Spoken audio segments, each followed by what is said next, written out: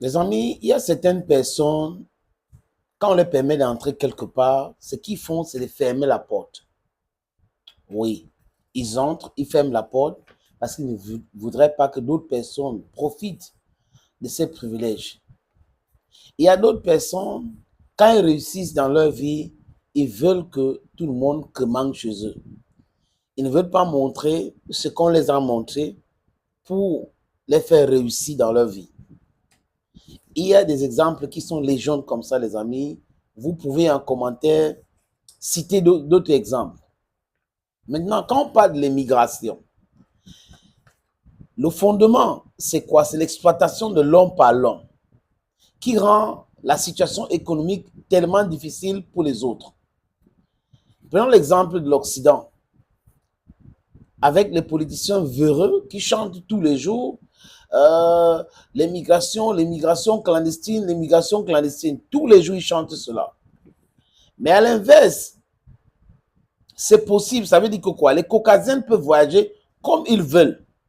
Au nom de quoi les Caucasiens peuvent voyager comme ils veulent, venir exploiter les pays, piller même à la limite, stocker, rien n'est fait. Et le peuple africain ou le peuple du Sud global ne peut pas voyager pour aller de l'autre côté. Hello friends, you're welcome. This is your Bamenda man. This is your Ekuna man. This is your Ngi man. This is your Bakure man. And you're proudly anglophone.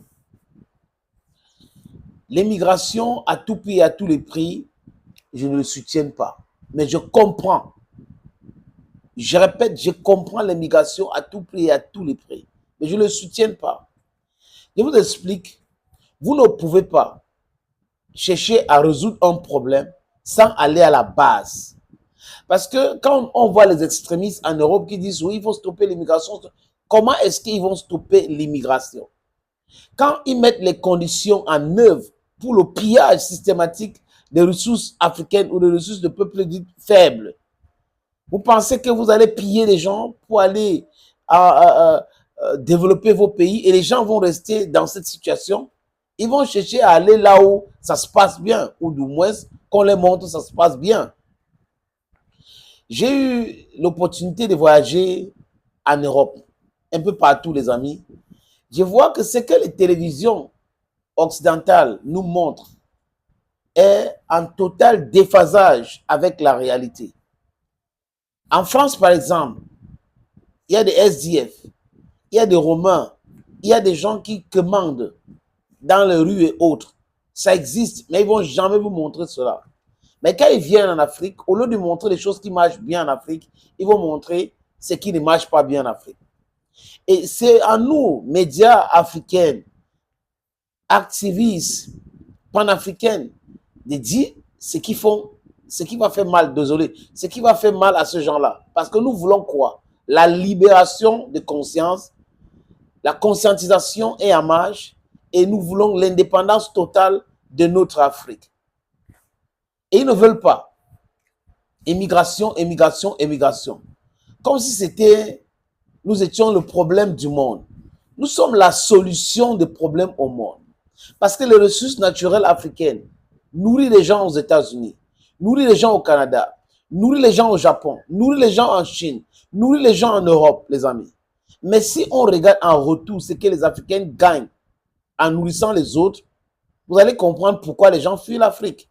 Nous avons des gens imposés sous nous par l'impérialisme pour protéger les affaires.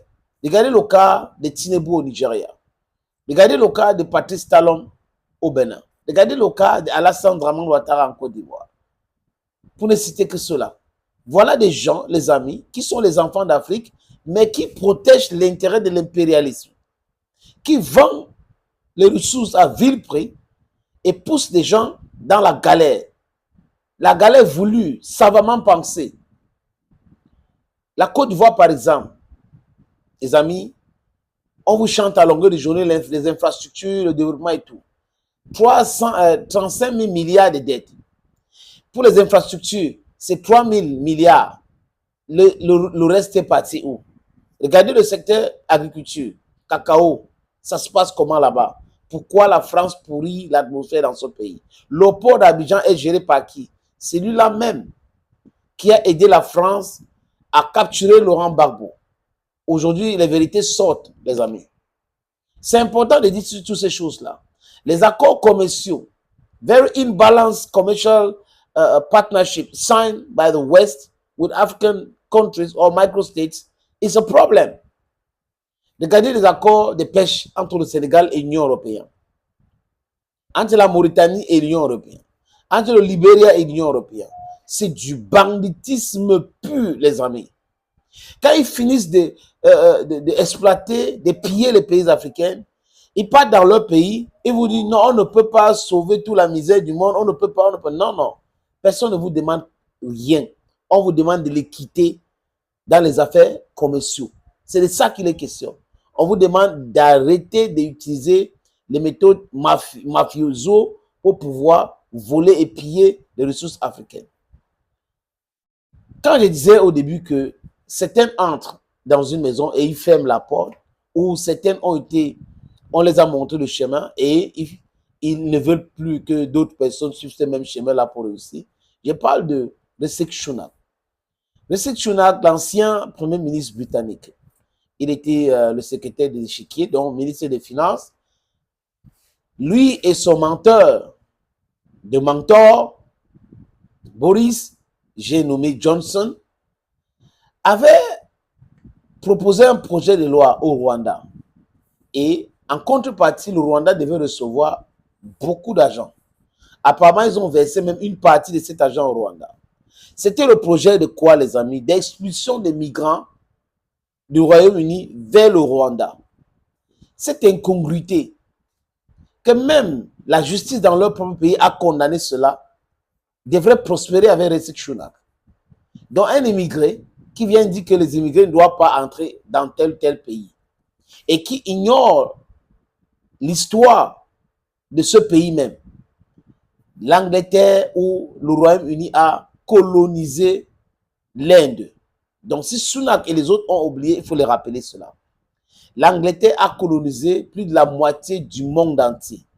Les États-Unis, le Canada, beaucoup de micro-États en Afrique, vous avez en Australie et autres, ce sont des personnes qu'il faut condamner, ils doivent payer réparation.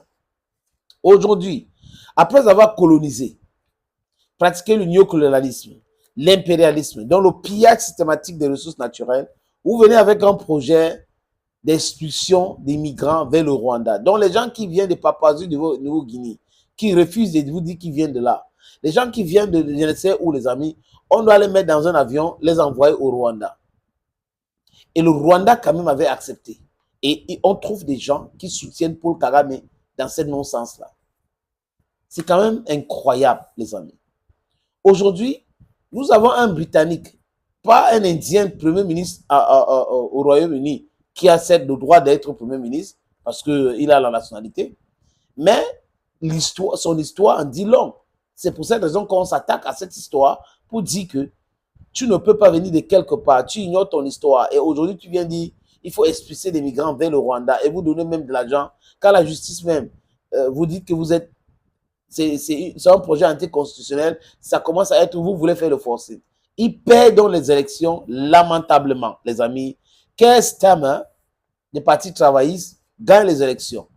Et ce qui se passe aujourd'hui, c'est quoi? C'est que Keir Starmer, il veut barrer cette histoire de projet d'expulsion des migrants vers le Rwanda. Donc, il est en train de vouloir abandonner ce projet-là.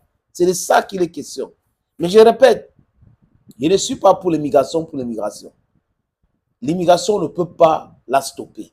Ça a toujours existé depuis la nuit du temps. Mais seulement, il faut regarder les conditions ou les raisons qui poussent le peuple de fuir une situation économique chaotique créée de toutes pièces par ceux qui sont en train de dire aujourd'hui, on va les expulser vers d'autres destinations.